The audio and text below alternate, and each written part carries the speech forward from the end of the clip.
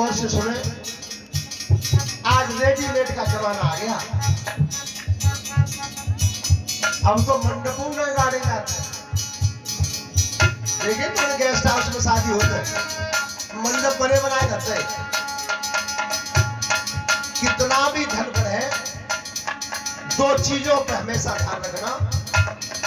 एक तो चूड़ा मट्टी का ही बनाना करना, कभी पक्का मत बनाना। और एक कभी बनना बने तो कंकड़ बाजार से खरीद के मत लाना, बाजार से कंकड़ मत लाना। और पता है कंकड़ बनता किसका है? ये नए नए बालक तो नहीं जानते, पूछ लियो पैदादी से। गरियारे की फुट चूड़ की खुशी आम को पत्ता, काले कमल को पानी ऊपर लगता।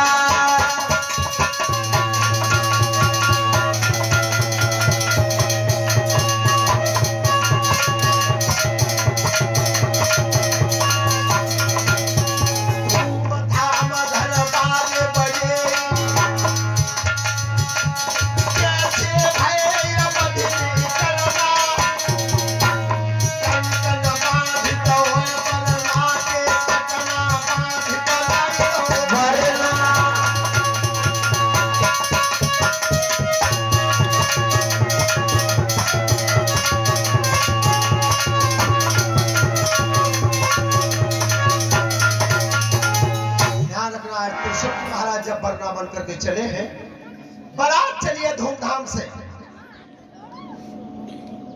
राजन परीक्षित जिस समय सिंहराज महाराज की नगर से केवल 1 योजन दूर रह गए थे, 4 कोस। जब 4 कोस बारात दूर रह गई थी तो शेर तो पहरा देता ही था। और जैसे शेर ने बाजे बजते हुए देखे तो करता क्या था? अरे ललकार,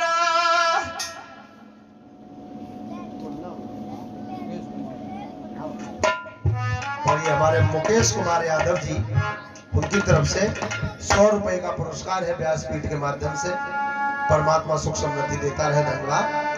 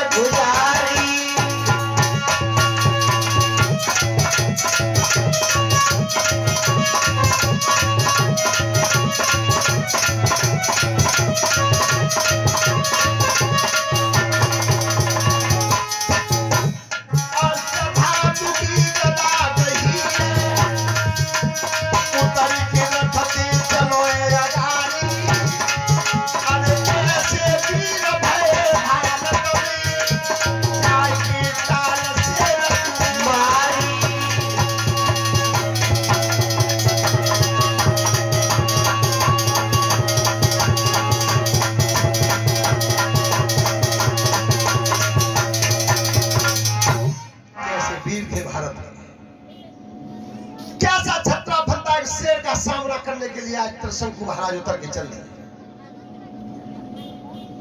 सोता बंधु, चंदान बदला न सूरज बदला न बदला जमीन आसमान, जितना बदल गया है देश। बदला हुआ तो यही हुआ है हमारे तुम्हारे ऊपर।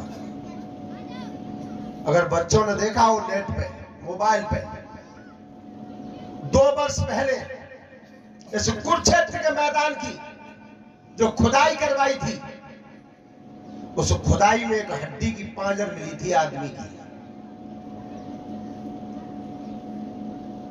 उसकी लंबाई थी 30 फुट।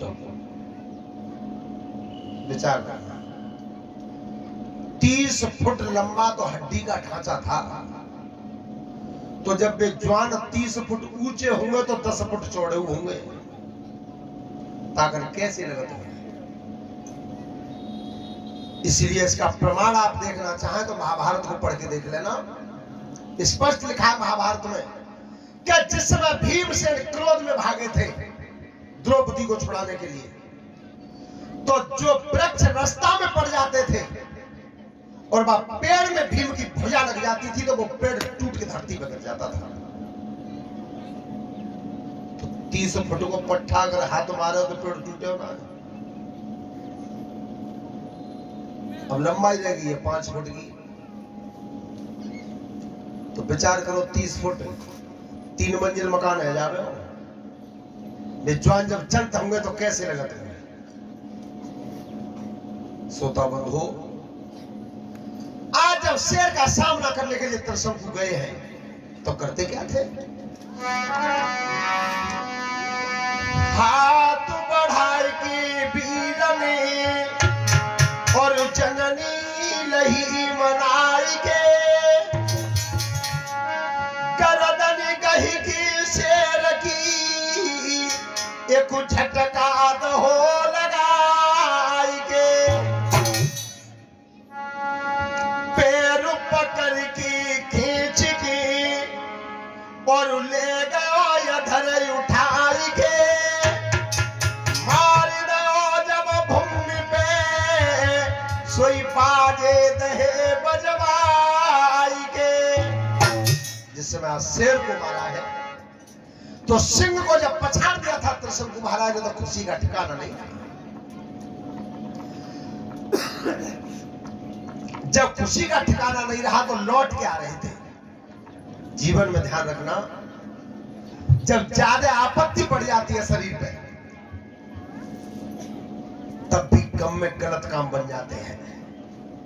और ज्यादा खुशी जब हो जाती है तो खुशी को भी हर आदमी सहन नहीं कर पाता।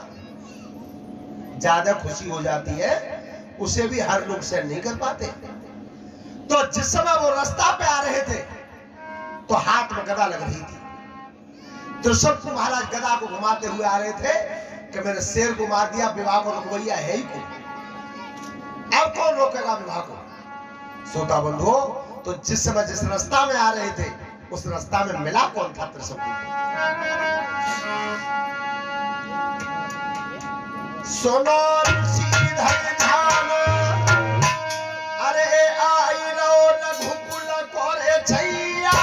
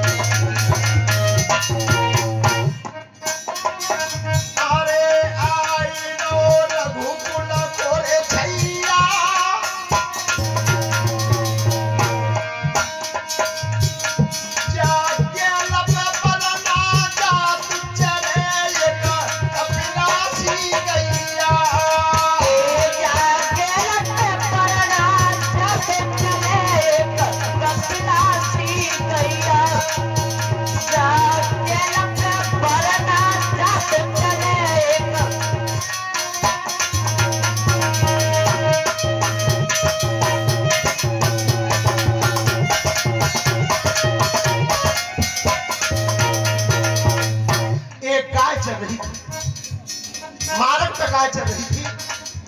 श्रोता बंधुओं, कर्म बिगड़ गया। यहाँ कर्म बिगड़ा।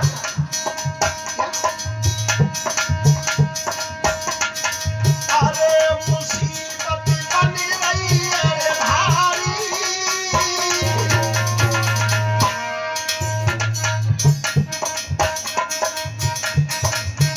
मेरी सुने सभा धरी ध्यान गदा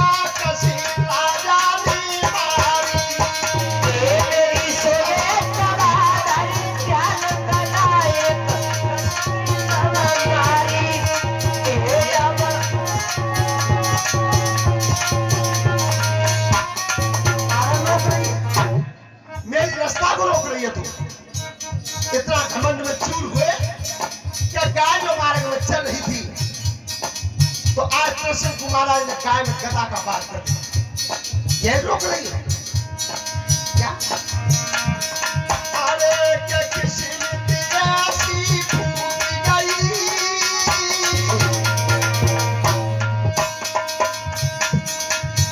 आज कस की बैठी चोट कमरी गई, आदि टूट गई।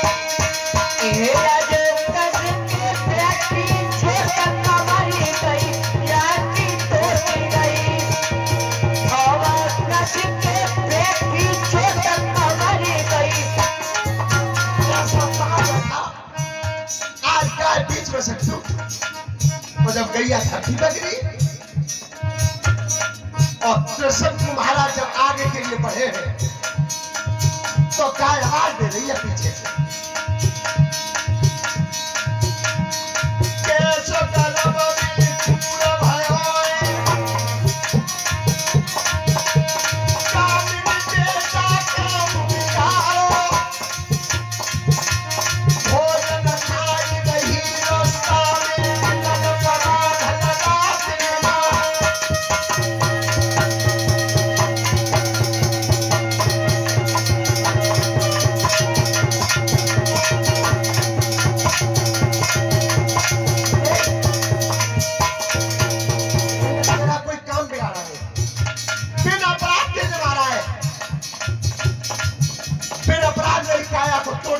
धरती पर गिर गई थी। तो कृष्ण से बोलिए पीछे से, अब तू चाँद और हाथ पर सुन, लौट की जाए न होए पीछे, मेरा बचन न होई जुदाए, चेक गई आने सामने होए, भोजन नियमत बना गया है।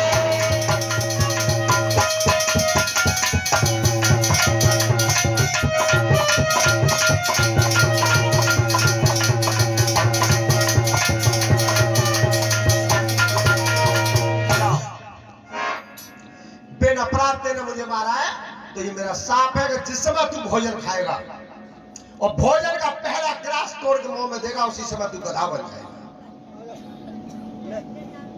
ब्याह की खुशी से वही उतरेगी, सब नशा धरा।